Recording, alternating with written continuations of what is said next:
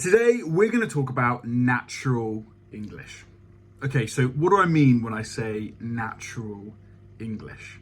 Well, when you learn English at school or in your language class, maybe it's a little bit formal. You kind of study through your textbook, and the language that you learn is very structured, very formal, and a bit boring, maybe. Whereas a native English speaker, their language is going to have idioms, it's going to have phrasal verbs, it's going to use so many different types of vocabulary, slang terms, and it's going to sound really, really natural. Now, if you want to improve your English skills and you want to go from being an okay or good speaker to being a fantastic or excellent, sounding like you're a native speaker, then you need to learn natural English.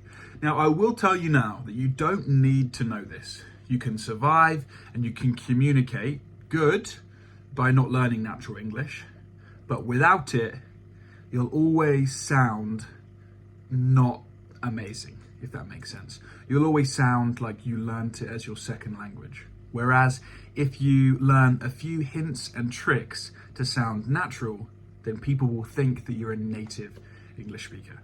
But obviously this takes effort, it takes time, it takes consistency. But if you're willing to put in the work, then finish watching the rest of this video and I'm going to give you some of my best tips to really sound natural when speaking English. So whether you're studying for an exam, you're preparing for a trip, you want to develop your language skills for your career, or if you're just passionate about English, then make sure that you keep attention to these next few tips. Okay, well, let's dive in to some practical ways to sound like a native speaker. So in this video, we're going to talk about what natural English really is. It's not just about grammar rules and vocabulary. There's so much more to it than just that. It's about the rhythm, the tone of how you speak, the cultural nuances that you use. These are the things that make English lively and an interesting language. You have to remember that English is spoken around the entire globe. So there's going to be cultural variances to how people talk and vocabulary that they use. But this just makes it interesting. Okay, the first tip. Listen and imitate. Now, what do I mean by this? Well, make sure that you're watching TV shows, you're watching movies, you're listening to podcasts, you're tuning into YouTube videos, just like this one. But what's the goal? What's the reason? Listen and imitate. You want to understand how native speakers use the language in real life. Try mimicking their pronunciation, their intonation, their expressions. It's not just about what is said, but how they say it. The rhythm and how people talk, the tone of voice that they have, the expressions that they use. Next, let's talk about colloquialisms and idioms. Now, these are two big words. So what do I mean by this? Well, phrases like break a leg or hit the hay might sound a bit strange at first, but these are called idioms, where the meaning may not be obvious at first, but once you have the understanding of what they mean, you can use them in context. So for example, if I say I am going to hit the hay, I mean that I am going to go to sleep. By saying hit the hay rather than go to sleep, you sound way more natural and relaxed when you're speaking English. So make an effort to try and learn idioms and use them in your daily life. So as you're, say, watching a movie and you pick up on a phrase that maybe doesn't make sense, perhaps it could be an idiom. So find out the meaning of it, write it down in your vocabulary journal, and make a conscious effort to try and use that idiom. The more you use these phrases, the more they'll become part of your natural vocabulary, and naturally you will start to speak this very fluent, natural sounding English. And that's what we want. The next thing that you need to do is to practice speaking. Now, I know speaking is often what English learners feel the most nervous about. They can understand everything that's being said, but maybe they're a bit nervous when it comes to speaking.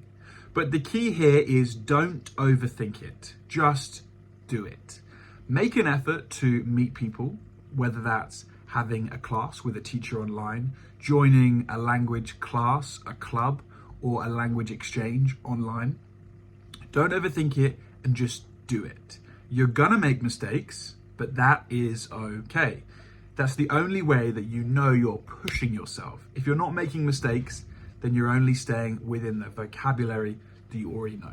Therefore, you're not pushing yourself outside of that.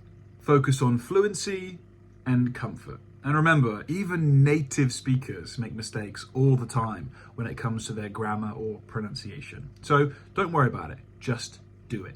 The next tip I really have been pushing on my students recently is write as much as possible. Now, usually I will stress to speak as much as possible, and that's important, but also write as much as possible. An easy way to do this is to start writing in English on social media.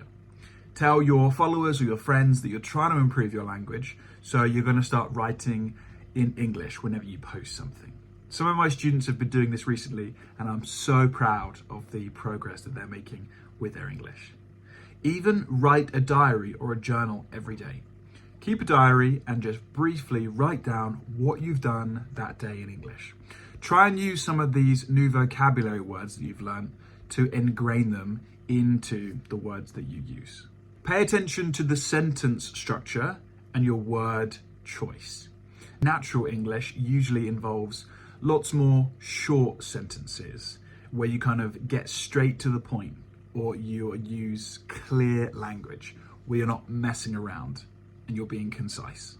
Okay, next, understand English culture.